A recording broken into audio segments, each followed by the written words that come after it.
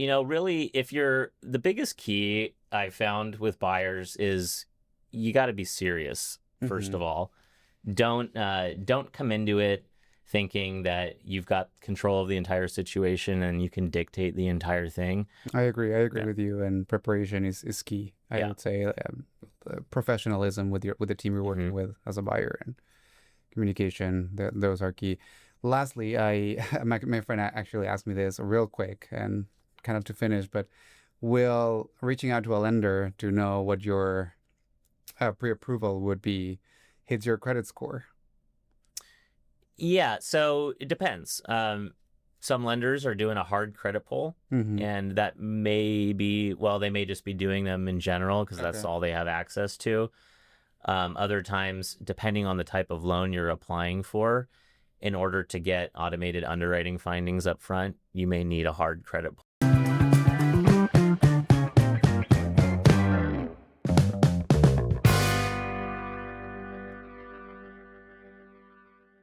So, well, first of all, and before that, I would love to introduce myself. I'm Eduardo Castellan, as you were saying. I'm a real estate agent with Coldwell in beautiful Orange County.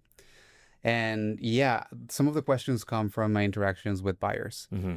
A lot of the times, buyers or friends who are considering home buying, they ask me, "Hey, Eduardo, like, is this the right time to buy? How's the market doing?" And I'm like, "Okay, what is it that you're looking for right now? You know?" So one question that they have is, what does a strong offer look like? What does a strong offer look like in July 2025 uh, Yeah. for a buyer? Yeah, it's a great question. Um, a lot kind of goes into that. Obviously, everybody's situation is unique, depending on how much the home is, how much they're putting down. Are they a first time home buyer? Well, I think today we're probably going to be dealing with mostly first time home buyers, and probably primary residents, right? Not so Correct. much investors. They probably aren't going to have the same questions. But, really, if you're the biggest key I found with buyers is you got to be serious, first Mm-hmm. of all. Don't come into it thinking that you've got control of the entire situation and you can dictate the entire thing. Mm-hmm. There's a lot of entities involved in a purchase. Of Right. course, you're dealing with the seller, right? And they have their own ideas of how they want the transaction to go. Sellers are always going to feel like they hold the control because it's their home they're selling, Mm-hmm. right? And they're the ones that are deciding who they're going to pick. So I like to tell clients, without giving it away and obviously offering more than you necessarily need to, don't expect that you can just come on in and lowball, right? That doesn't really happen currently, Yeah. unless a property is just severely overpriced, Mm-hmm. right? And it's been sitting for a long time. Then sure, you got a little more wiggle room to negotiate. Yeah. But if a property is aggressively priced, if it's at a price point that's really attractive to a lot of buyers, you got to figure out a way to set yourself out apart. And the first step is being somewhat aggressive. So determine in your mind, you know, what's what's maybe the most that you're willing to do. And maybe you don't necessarily need to go all the way 100% of like, hey, this is maxed out. I'm just going to Mm-hmm. show them all my cards right off the bat. Okay. But, come in pretty aggressive and show that you mean business. Of course. Yeah. And what do you think, as you say aggressive, right? But what do you think that means, particularly because a lot of buyers might interpret that as, okay, let's go above asking price, right? So can buyers actually get the house without overpaying for it? Absolutely. Yeah. Yeah, they Okay. definitely can. And part of what goes into that that's really helpful is working with an agent that is really strong in communication and negotiation themselves. Mm-hmm. And just being really upfront, I've found is really good when it comes to communicating with the listing agent and the seller, Right. not trying to like, it's that whole idea like, oh, I'm gonna see what I can get from somebody. It's more Mm-hmm. just, hey, let's just have a conversation about this is where we're at. What is it gonna take potentially, to win the bid, Yeah. right? And then go from there, and can we do that? And then you can maybe negotiate a little bit within those confines, Mm-hmm. right? But I found that if you're just really upfront and honest with what you're looking to do, Hmm. people tend to appreciate that and take you more serious. Do you have any tricks that you've seen from the lending perspective on how to like embellish the offer or get the home? Yeah, contingencies are big. Contingencies. Contingencies are Got big. it. Close of escrow timeline. That Okay. doesn't always necessarily work because sometimes the seller is not in a rush, Mm-hmm. or maybe they got an up leg that they're buying um, that is a longer escrow, so Yeah. they don't need a buyer to come in with a shorter escrow necessarily. But sometimes they do, and that's like the ones, for example, where cash offers that are like 10 to 14 days are really attractive to a seller. Yeah, If totally. you're working with a lender that can match those timelines while still doing the financing, then there's not as much of an incentive just because it's cash, Mm-hmm. right? Sure, the seller's going to look at it and say, well, they still have to get the loan done, so that's always a bit of a risk in their Of mind. course. But that's where working with a lender that's going to pick up the phone and call the listing agent, go over everything, reassure them, go over timelines. That can help out a lot. If you have I think standard is what, 21 days on a loan contingency, but if you have a lender that can do it in 10, you You're on know, the other side. Yeah. yeah, same thing with appraisal. Yeah. And you know what? If you're buying in Orange County, LA County, like where we're located, appraisals get done pretty quickly Yeah. right now. Yeah. It's not like appraisers are insanely busy that they just can't get to it for 2 weeks. Mm-hmm. You can absolutely have an appraisal back in a week. Right. Totally. Especially if you're ordering it up front. Same thing with the loan. And that's where the loan officer and the lender comes into play, where are they doing their due diligence up front with the client to make sure that they have what they need in the file. So as soon as it's submitted to underwriting, Mm-hmm. it's turned around in 24 hours with minimal conditions.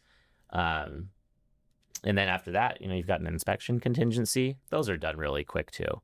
And I think you're making a great point in mentioning having a good team of people from your lender, your agent, in your experience, for example. How does that put you ahead of other offers when you have a good team of an agent, a good lender, an inspector who can get the job done?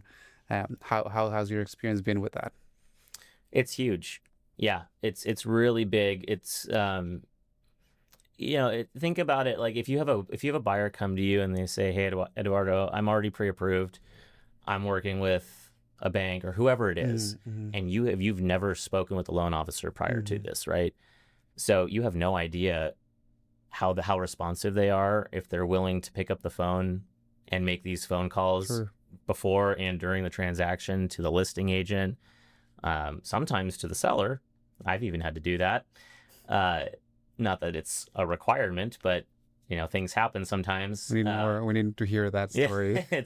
yeah. I mean, that might have to be saved for another podcast. I could drone on about that for a while, but somebody that's willing to do what it takes as far as communication, from a communication standpoint, it's Mhm. really key.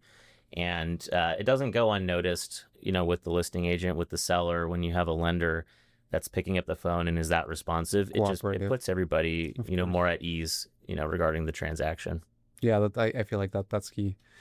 Um, Especially with interest rate, I feel right now going crazy. Like you have Yeah, these fluctuations, and if your lender is responsive to that as well and kind of like keeps you in the loop on what's going on, it as a buyer, it makes them feel more safe into like the whole process. right. So, what would you advise, for example, buyers who are navigating right now that home purchase decision and they are wondering if it's the right time right now because interest rates might be fluctuating between 6.5, 7%, like that. And as a lender, what do you have to say about that right now? Yeah, I tell people the interest rate, while it's important, it's only one piece of the puzzle. Mm-hmm. And the best time to buy for somebody is when they're ready. Okay. Okay. Sure. So, regardless of whatever the interest rate is, I always, when I'm talking with the client, I'll ask them, what's the max payment you're comfortable with? Mm-hmm. And then we kind of go work within those confines. So, if your max payment is $5,000 a month, for example, and you're able to afford a condo, even if the interest rate is 7 or 8% or higher or whatever, if it's still at or under 5,000 a month and you can make it work, and they're comfortable with that and they can sleep at night while making that Sure. payment, Yeah. then it's not a bad time for them to buy. Yeah. We can dive into other things that are, benefits of being a homeowner, like tax savings, writing off interest and property taxes and all that, so that you're not paying as much in taxes. That Hmm. definitely helps too. But it really just comes down to the monthly payment for most people. Right. And it is easy to get caught up in the interest rate because it's always a negative when you hear about it. Nobody Oh my likes to, God, yeah. interest rates are 7% It's your cost. or whatnot, and they used to be 3%. Yeah, We're just going to wait. Well, in the meantime, the market's not waiting for you. exactly. Property values have gone up quite a bit in the last few years. So people that are on the sidelines, they're losing out on appreciation. They're losing out on equity building through amortization, through paying down their loan. Whereas if you're paying rent, you don't get any of that back, right? So there is a trade-off there. And you can try to wait it out and outsave the market, but it's very difficult, if not impossible, to do for most people. True. That's very interesting what you're mentioning because you have to be aggressive. You have to kind of consider all your costs and what you have to offer, right? But in that equation, something that the buyer also needs to consider is the down payment, right? That a Mhm. lot of people fear. How do lenders take, for example, the typical 20% down that buyer usually hear? Is that really necessary as well in today's market? Nope, definitely not.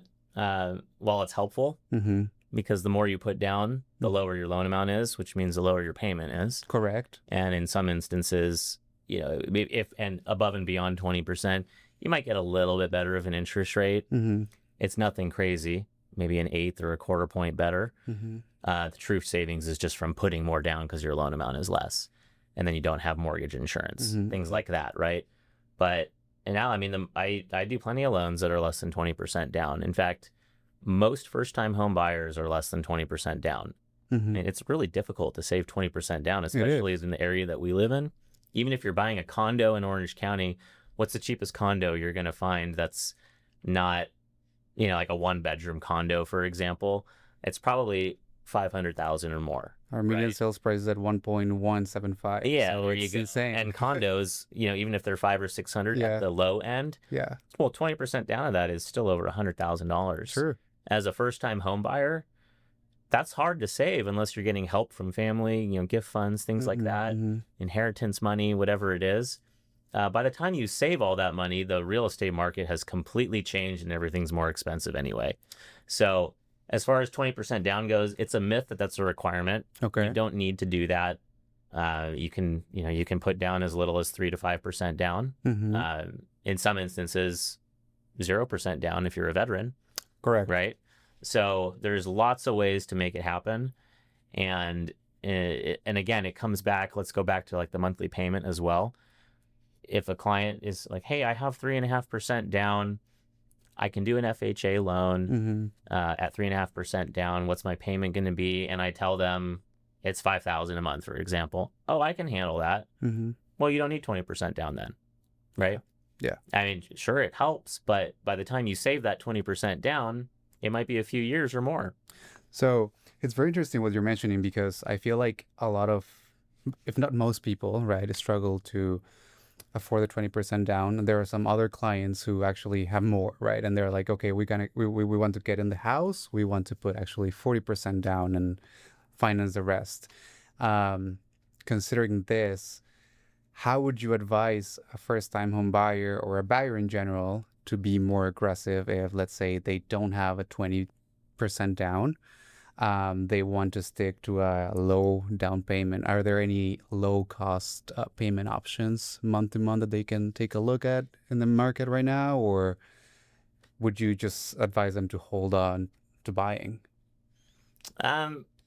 Yeah, I mean, there's certain incentives for low down payment, first time home buyer stuff. Not a whole lot of them are applicable in our marketplace. Mm-hmm. Most of them are going to be, if a home's in a certain census tract, Mm-hmm. you might get a little bit better of loan terms potentially. Mm-hmm. It's mainly for the client that they're not going to qualify without it, or it's just they're payment sensitive, right? That can be helpful. Really, unless a client just flat out can't qualify otherwise, I would advise that if you guys are in the market and you can, again, you can deal with the payment, at whatever down payment that you have.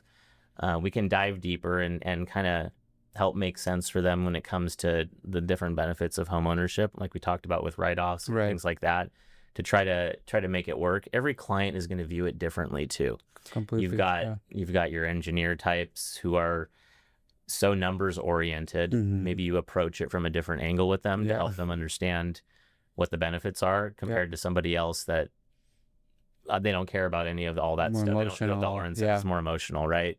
But no, I mean, again, it's helpful if you have access to the large down payment, and of course, it'll make your offer look stronger. Of course. But it doesn't mean that you're disqualified from winning a bid just because you have lesser down payment. So there's still a chance if you don't have like necessarily a Yeah. 20% down, there's still a chance for home ownership. in Yeah, that case. absolutely. You know, a lot of times if somebody has, let's say 30-40% down, that money might be coming from them selling their home and it's a contingent offer. Yeah. Yeah. And for whatever reason, some sellers just, that scares them, right? Yeah. So it doesn't matter that you have 40% down. I've had clients with 10% down, let's say, for example, get into escrow over another offer that was 40% down because the 40% down was was contingent, and our clients were non-contingent. Okay. I've had it on the other side of it as well. In fact, I just helped a good friend of mine purchase, him and his wife, their third home, Okay. and they were selling a home to buy, Okay. right? So they're contingent, and one of the offers, it took three tries, three houses before they got their offer accepted. But on one of them, they had, I think they had the most down, Mm-hmm. but and they were going to go with them. The only reason the seller didn't go with them is because they were contingent. No way. Yeah, that was it. They did not want a contingent offer. Yeah. It didn't matter that they were coming in with, I think on that offer, oh gosh, I think it was like 400,000 down or something like that. And the next best one was like two something. Yeah. In Yeah. that case, It just it's didn't matter. hurting. It's Yeah. hurting their offer, Yeah. right? Right. Rather than strengthening it, which is Right. like kind of like opposite logic. Right. Yeah. Yeah. So that's an instance where you just never know, Yeah. right? Totally. So I would advise not to be scared just because you don't have a large down payment. And again, it's all about how you approach the offer and the communication from your realtor, from your lender, from you as a Correct. buyer, all of it. That way the seller has a complete full picture. Yeah. And if anything, that's just going to make it, if everything checks out, it'll just make everybody more comfortable in the end.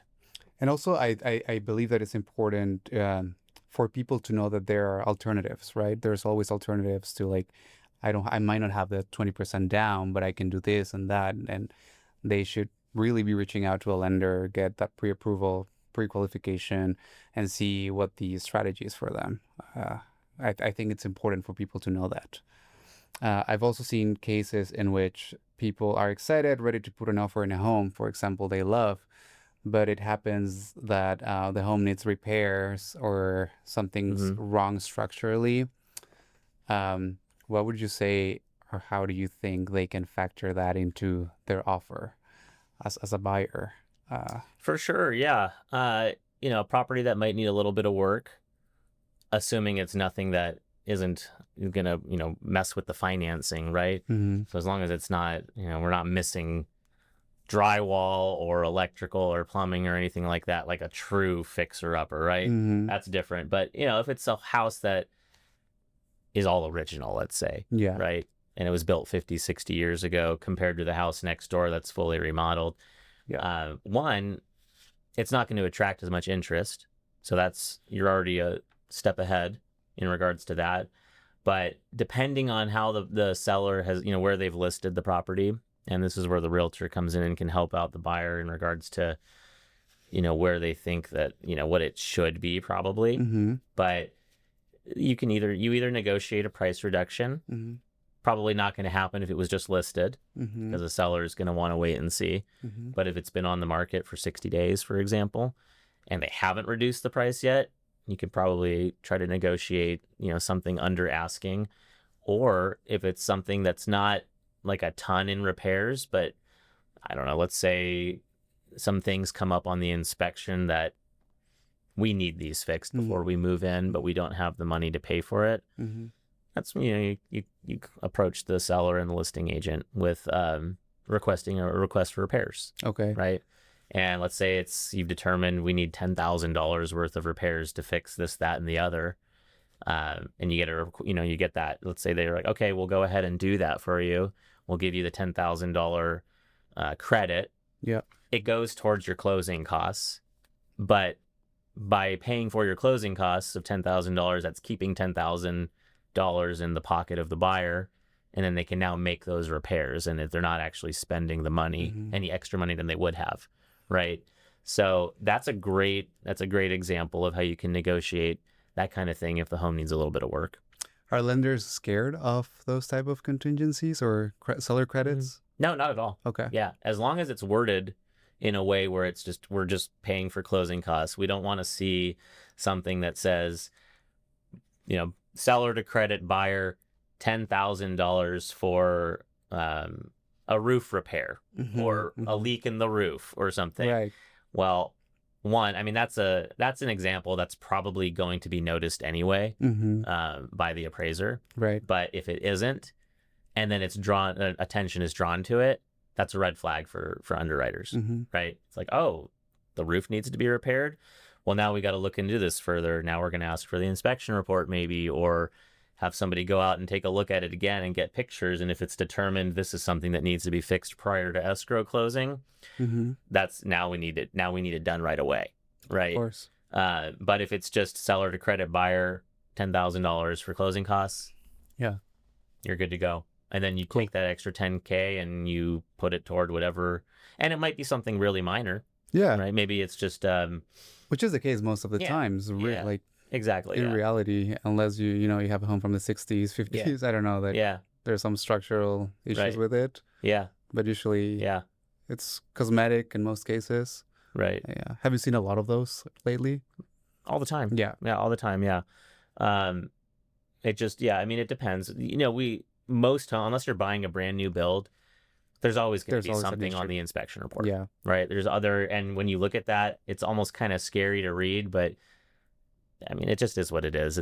Home's 50 years old. Of course, the inspector, it's their job to call out everything so that you can't go back to them and say, you didn't call this out. Right. Right. And now you got an issue, and then the inspector's on the line for that. Right. Yeah. So they're always going to lay it all out there. And it's good as a realtor as well to go over the inspection report with your client and say, hey, I know there's a laundry list of things on there.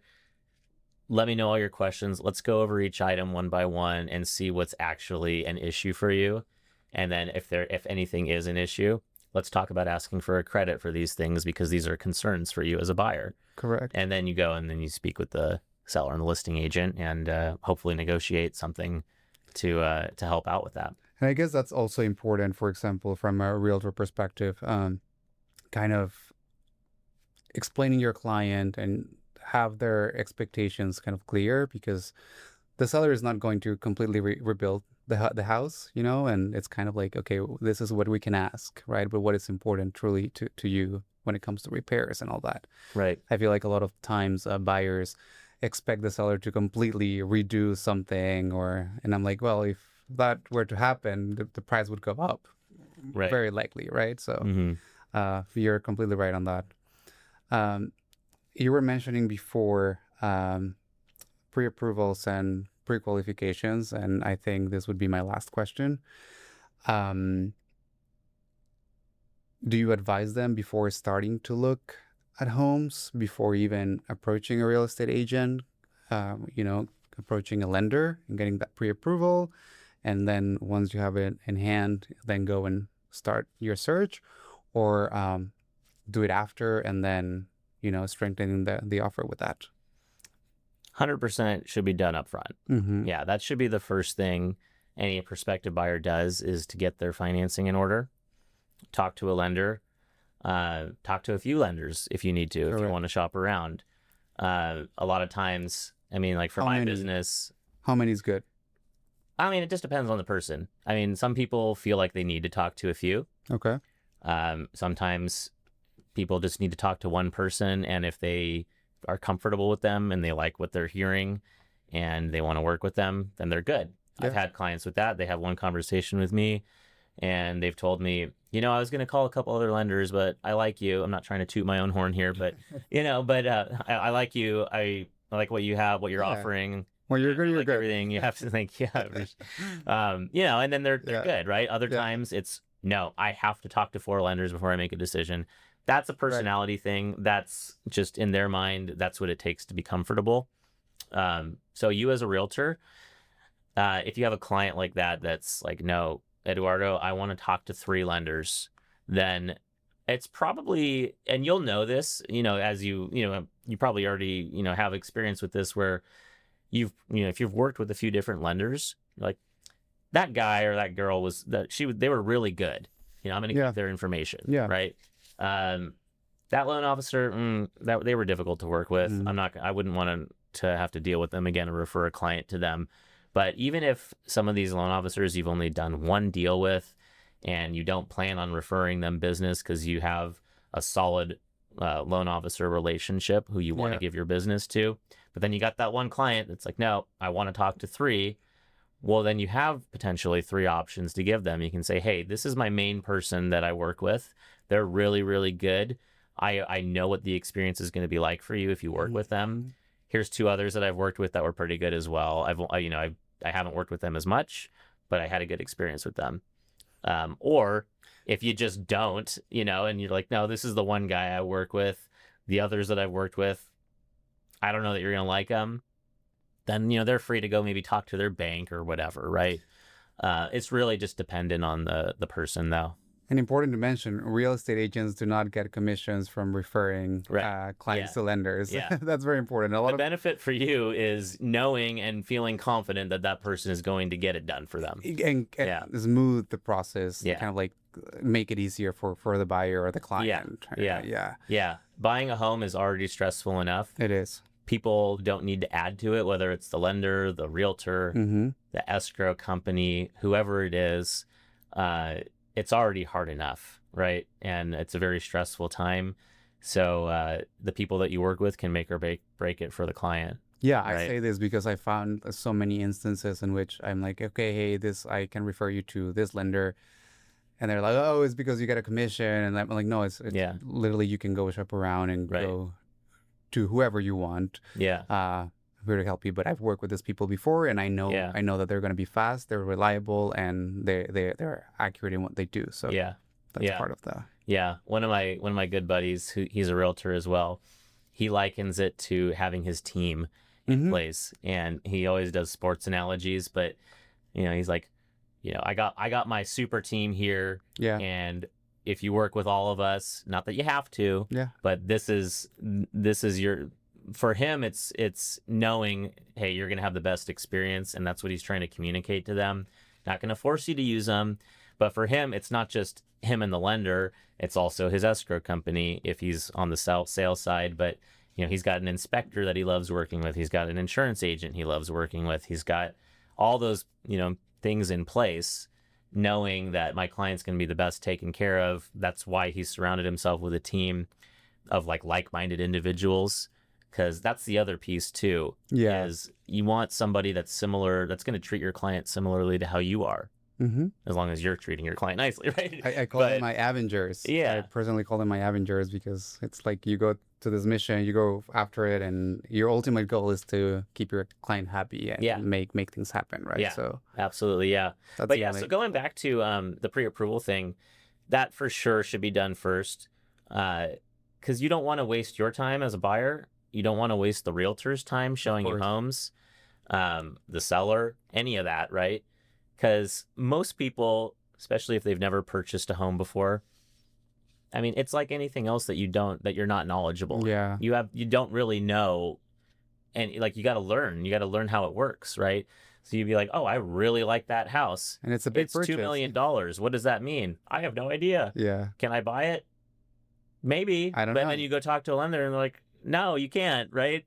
And in the meantime, if you didn't talk to a lender first, but you went to a realtor, you found a realtor and said, I want to buy a home. These are the homes I'm looking at in this price range without knowing anything else. Next thing you know, you've gone out on a couple weekends, realtors shown you 10 houses. They spent hours going over all of this. And then you come to find out you don't qualify for 2 million, you qualify for 1. It's not Well, we just effective. wasted everybody's time, It's not including effective. yours, and it's disheartening. It's, discouraging for the buyer. It's discouraging for everybody involved. Of course. You talk to a lender first, preferably somebody that's going to educate you Mhm. and make sure that you know exactly what you're getting into. Go over the whole process, how it works, get your application in, get your credit report ran, get all your documents, your supporting income and assets. And then the lender gets on the phone with you and goes over your pre-approval and says, hey, I've got everything I need. This is your pre-approval. This is for how much. Are you comfortable with that amount? Because this is what your payment will be. Mhm. If not, yes, you are pre-approved for that amount, but that doesn't mean you have to spend that much. What price range are you thinking? Are you more comfortable with? Oh, okay. Now instead of 1 million, we're thinking 800,000 or less. Now you've narrowed it down, and you can bring that to your realtor and say, my lender pre-approved me for this amount. I'm comfortable up to this amount. Can you help me find some, Right. start a search for me, Right. help me find some homes in this In price this range. range. And then you're not wasting anyone's time, Exactly. right? Exactly. You already know what you can Yeah. have access to, and that's the Yeah. most important thing. Yep. Correct. Yep. Well, this has been very useful. I believe that for those buyers who are curious, right, and have those questions, definitely this information will help. If you were to summarize 5 points, 3 points, um, how can buyers strengthen their offers? What would you say those are? You mentioned making your offer as aggressive, kind of like learn what you got to offer. What in your opinion, what are those points? Yeah. I mean, well, for starters, we just finished talking about it, but pre-approval first. Pre-approval, Okay. right? Pre-approval first. Then you've identified a property. Just be serious about your offer, and remember that the seller on the other end, and this is also, make sure you're working with a realtor that is going to do all this research for you and Of talk to the course. seller. So communication is really key, Mm-hmm. with the seller and with the seller's agent and your realtor as well. But just communicating what you're looking for, and depending on the property and how long it's been on the market, structuring your offer accordingly, and just showing them that you're serious. Make sure that you have all your documentation in your offer that is required, um, and and structuring it in a way that it's going to be taken seriously. So, an extreme example would be somebody's offering on $1 million home and they offer $600,000. Like, Mm-hmm. nobody's going to take you seriously, right? That's So lowballing, it's beyond total lowballing, lowballing. but you may be able to get away with offering a little under if it's been sitting. But if it just hit the market There's and no way. it's attracting a lot of attention, make sure that you're taking that into account when you're offering. And it may, if it comes down to an extra $5,000 or $10,000, Mm-hmm. and you can swing it and you really, really want the house, it's really something to consider. So be flexible, Mm-hmm. within reason, I would say. And then talk with your lender and ask them, hey, what else can we do on the financing side, as far as strengthening our offer in regards to contingencies? How quickly can you get my loan done? Mm-hmm. How quickly can we get an appraisal back? Um, what are the implications, if an appraisal comes in low? Just making sure that you're like one step ahead of the game Correct. so that when these things come up, you're able to make a really informed decision on it. Information is power. But yeah, I have found that, a strong offer, um, and if need be, shortened contingencies really, really help as well. Um, and then also just working with people that are going to be, if anything, not necessarily over communicating, Mm-hmm. but communicating. Of course. Like lender picks up the phone, calls the listing agent right after you've submitted your offer, introduces themselves, um, asks them if they have any questions regarding their pre-approval. Mm-hmm. You'd be surprised a lot of lenders don't do that, right? Yeah. So as a seller, if you think about it, you get this offer and it's from ABC, the pre-approval letters from ABC lender, and that's it. And there's no contact, there's no phone call. Maybe you're the one that has to call them, and they don't call you back. That's not going to go as far as somebody that's picking up the phone as the lender saying, "Hey, just wanted to introduce myself. I'm going to be doing the loan for so and so. Let me know if you have any questions about their pre-approval. Happy to go over it with you." right? Nobody likes being ghosted. Yeah, That's the yeah, truth. yeah. So Yeah, communication's key. of course. And then, yeah, like I said, just working within the confines of whatever the situation is with the property, Hmm. whether it's been sitting for a while or not, that can kind of give you an idea of what you can do in regards to your offer. But again, everybody wants.